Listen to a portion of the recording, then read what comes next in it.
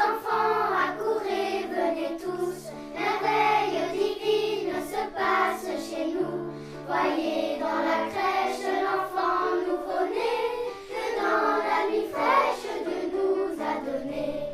Frères et sœurs, en ces jours de Noël, je veux vous présenter mes vœux. Si je suis dans les premiers, j'en serai fort heureux. Au pied du vénéré sapin, toujours vert, s'accroche comme un long chapelet de prières et de vœux. Tout cela est porté à la crèche où déjà l'enfant nous sourit. Nous terminons en Belgique une année sans gouvernement où la crise a été enclenchée par un problème autour de la migration.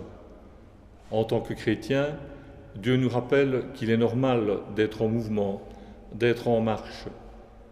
N'a-t-il pas dit en son temps Abraham, « Va pour toi-même, va vers le pays que je te montrerai ». Et je vous cite un autre passage de la Bible. Dieu dit encore à Abraham, « Lève les yeux et regarde de l'endroit où tu es, vers le nord et vers le sud, vers l'Orient et l'Occident. Tout le pays que tu vois, je te le donnerai à toi. Parcours le pays de long en large, c'est à toi que je vais le donner. »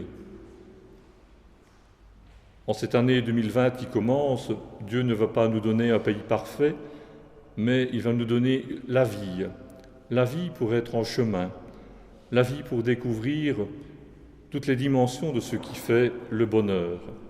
Alors je vous souhaite, en tant que chrétien, en vous laissant approcher et toucher par la parole de Dieu, une belle année, une sainte année. Et dans le concret, je vous cite Thomas More qui nous propose chaque jour de dire ceci au Seigneur. « Ne permets pas que je me fasse trop de soucis pour cette chose très encombrante que j'appelle moi. Seigneur, donne-moi l'humour pour que je puisse tirer quelque bonheur de cette vie et en faire profiter les autres. » Je le paraphrase en disant « Seigneur, donne-moi l'amour que je puisse tirer quelque bonheur de cette vie. » Je vous souhaite en ce temps de fête et aussi pour l'année qui vient, beaucoup d'amour avec vos proches et aussi comme participant à la société belge. Bonne année et joyeux Noël.